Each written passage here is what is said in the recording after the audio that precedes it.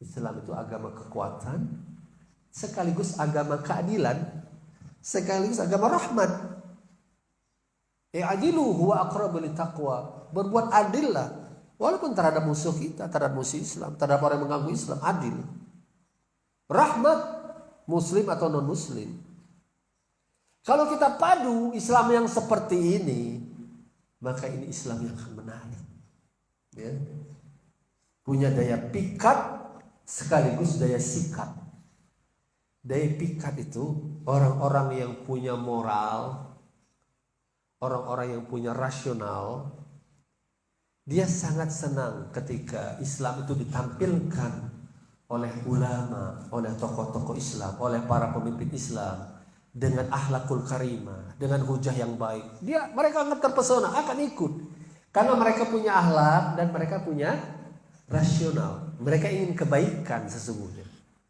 Itu daya pikat. Tetapi ada yang tidak mau.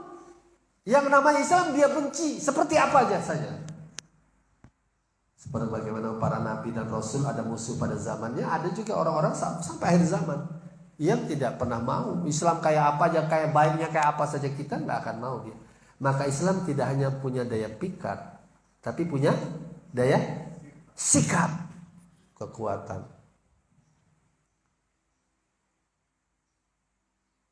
Ada orang yang suka mengganggu masyarakat, yang suka keonaran, suka maksiat, suka merampas, menodong. Lalu kita sopan santun di hadapannya. Kira-kira diapain sama dia? Ya. Bukan itu yang dikeluarkan untuk orang seperti itu. Ya. Hadapilah tantangan dengan hal yang serupa. Ya. Nah, inilah Islam yang ditunjukkan oleh Rasulullah dan para sahabat. Jadi orang-orang yang punya nurani yang bersih, orang-orang yang punya akal, kecerdasan, keinginan kebaikan ke depan, ditampilkan Islam seperti itu. Tapi begitu mereka tidak menginginkan itu, maka umat Islam harus bersatu menyusun kekuatannya. Sampai di mana batas kekuatan Islam itu, kata Al-Quran. Surat Al-Anfal ayat 60. Wa'aidu lahum mastata'tum min quwwah wa min ribatil khairi turhibuna bihi aduwallahi wa aduwakum wa akharina min dunihim la ta'lamunahum Allah ya'lamuhum ila akhir ayat. Siapkanlah segenap kekuatan, apa saja jenis kekuatan yang kalian mampu lakukan untuk menghadapi mereka. Ya. Dari kuda-kuda yang ditampat untuk turhibuna bihi aduwallah wa aduwakum wa akharina min dunihim la ta'lamunahum Allah ya'lamun. Menggetarkan musuh Allah, musuh kalian dan orang-orang yang tidak kalian ketahui. Mungkin dia punya penyakit hati kepada umat. Orang-orang itu perlu gentar, perlu segan. Maka seluruh jenis kekuatan itu disiapkan. Kekuatan kecerdasan, kekuatan ekonomi, dikonsolidasi dengan zakat, infak, sedekah, siswaf kan? Kekuatan apa? Ta'lim, masjid, konsolidasi umat itu kan setiap Jumat minimal ya, konsolidasi umat, pesantren, lembaga pendidikan, ya. Bela diri, masuk ke berbagai lembaga. Eksekutif, legislatif, yudikatif, birokrasi, TNI, Polri, penegak hukum. Dari mana mereka masuk? Harusnya dari generasi masjid. Kita berada, rumah Allah, tempat berkumpulnya orang-orang baik itu. Carinya di mana? Di rumah Allah. Kapan mereka berlima waktu mereka ada terus, insya Allah. Kalau nggak ada sakit atau tidak ada udzur syar'i, ada di situ mereka. Generasi inilah yang kita didik dengan tadi akhlakul karimah, kepandaian, kekuatan dan kebersamaan. Ya, kebersamaan. secara pribadi, secara keluarga, secara komunitas, masyarakat, dan akhirnya masuk dalam konteks membangun bangsa dan negara.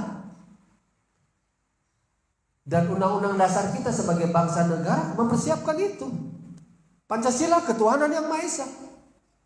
Agama harus hidup subur di Indonesia yang berketuhanan yang Maha Esa. Kemanusiaan yang adil dan beradab. Keadilan harus tegak, adab harus tegak. Adab itu berada di dalam akhlak. Kalau kuat keberagaman, kuat keadilan, kuatnya adab, kuatnya persatuan. Jadi generasi terbaik Indonesia dari mana dibangunnya? Kalau yang ditanya orang Islam yang mayoritas, dari masjid, dari musola. Apa buktinya di dalam? Apa relevansinya masjid dalam konteks berbangsa dan bernegara? Dalam konteks kita, tadi punya Pancasila, sila pertama, sila kedua, misalnya. Sila ketiga bertambah persatuan. Sila keempatnya apa? Kerakyatan yang dipimpin oleh hikmat kebijaksanaan dalam permusyawaratan perwakilan.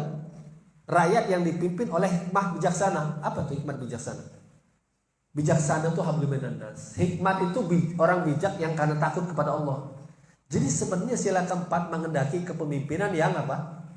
Bijaksana. Orang yang empati, tahu perasaan masyarakat. Orang bijaksana itu orang yang empati.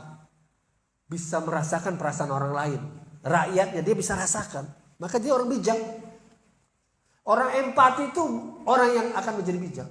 Sebelum orang itu ngomong apa, dia sudah merasakan. Oh, dia orang sedang susah. Ekonominya, kesehatannya, masalahnya. Empati. Hikmat.